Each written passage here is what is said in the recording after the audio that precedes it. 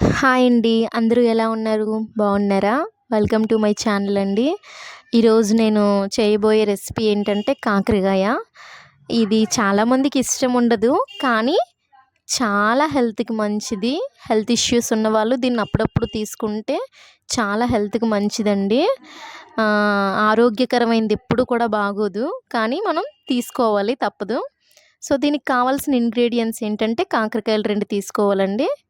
Next onions cut చేసి పెట్టుకున్నాను. 3 onions, 2 green chilli, జీలకర్ర, నెక్స్ట్ వెల్లుల్లి రెబ్బలు ఒక 4 అండి కట్ చేసి పెట్టుకున్నాను. నెక్స్ట్ కరివేపాకండి.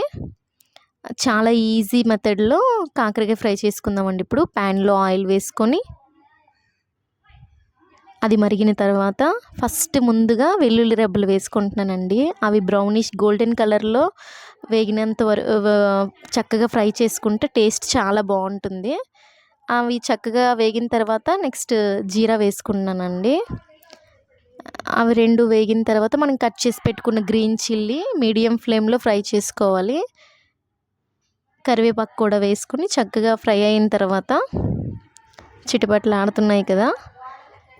ఇది చక్కగా వేగాక అప్పుడు మనం సన్నగా తరిగి పెట్టుకున్న ఆనియన్స్ ఉన్నాయి కదండి, ఆ ఆనియన్స్ అన్నీ కూడా ఇందులో వేసేయాలి. కాకరకాయ ఫ్రైకి ఆనియన్స్ ఎక్కువ పడతాయండి, ఎందుకంటే ఆ చేదుని ఈ స్వీటే కవర్ చేయాలి. అలా అనమాట. చక్కగా కింద మీద మొత్తం అంతా ఫ్రై చేసుకోవాలండి.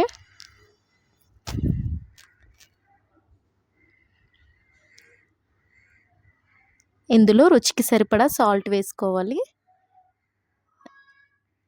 మొత్తం అంతా మళ్ళీ ఒకసారి కలుపుకొని లో ఫ్లేమ్‌లోనే మనం కుకింగ్ చేసుకోవాలండి, ఎందుకంటే అది అడుగు పట్టకుండా ఉంటుంది. లో ఫ్లేమ్‌లో అయితే ఆనియన్స్‌లో ఉన్న వాటర్ అంతా కూడా పోతూ చక్కగా ఫ్రై అవుతాయండి. చూసారా ఫ్రెండ్స్? ఒక 50% ఆనియన్ ఫ్రై అయిన తర్వాత మనం అప్పుడు కాకరకాయలు వేసుకోవాలి. రిమైనింగ్ కాకరకాయతో పాటు ఫ్రై అవుతుంది. చూసారా ఫ్రెండ్స్? ఒక 50% ఆనియన్ అయితే ఫ్రై అయింది. ఇప్పుడు ఇందులోకి చిటికెడు పసుపు వేసుకుందామండి. పసుపు యాంటీబయాటిక్ కదండి, చాలా మంచిది. అన్ని ఐటమ్స్లో కూడా మనం పసుపు అనేది యూస్ చేసుకోవాలి.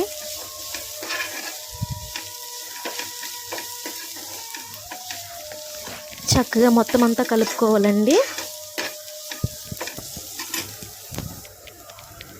ఇప్పుడు మనం చాప్ చేసుకొని ఉన్న కాకరకాయ పీసెస్ అన్నీ కూడా అందులో వేసేయాలండి. ప్యాన్లో వేసేసి మొత్తం అంతా కూడా మళ్ళీ ఒకసారి కింద పైన మొత్తం అంతా కూడా కలుపుకోవాలి.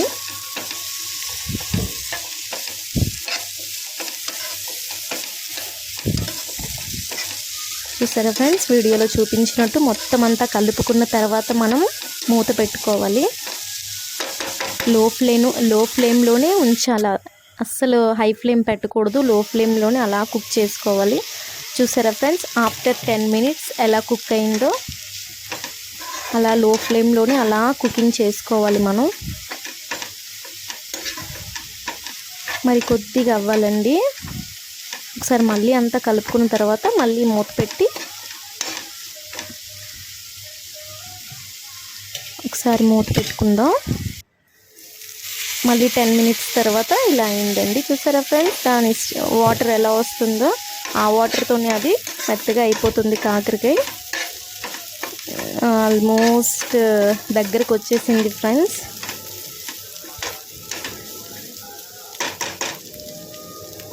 హెల్త్కి చాలా మంచిదండి. బీపీ షుగర్ ఉన్నవాళ్ళు అప్పుడప్పుడు కూడా వీక్లీ 2 or 3 times దీన్ని తీసుకుంటే హెల్త్ మంచి కండిషన్లో ఉంటుంది. చూసారా ఫ్రెండ్స్? వేగిపోయింది. ఎంత మంచి కలర్లో వేగిందో చూసారా ఫ్రెండ్స్?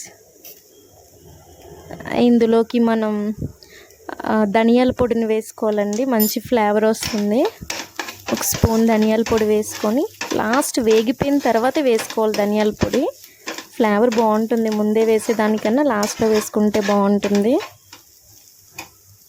అంతే ఫ్రెండ్స్, ప్లేట్లో సర్వ్ చేసుకుంటే ఆరోగ్యానికి ఎంతో అవసరమైన కాకరకాయ ఫ్రై రెడీ అండి. ఈ స్టైల్లో చేసుకోండి, చాలా బాగుంటుంది. ఎంత తినడానికి ఇష్టం లేని వాళ్ళైనా సరే ఇష్టంగా తింటారు. ఆరోగ్యంగా ఉండండి, చక్కటి ఫుడ్ తీసుకోండి. చూసారా ఫ్రెండ్స్ ఎంత చక్కగా ఉందో. దీన్ని చపాతీలోకి రైస్లోకి తీసుకోవచ్చు. Thank you friends.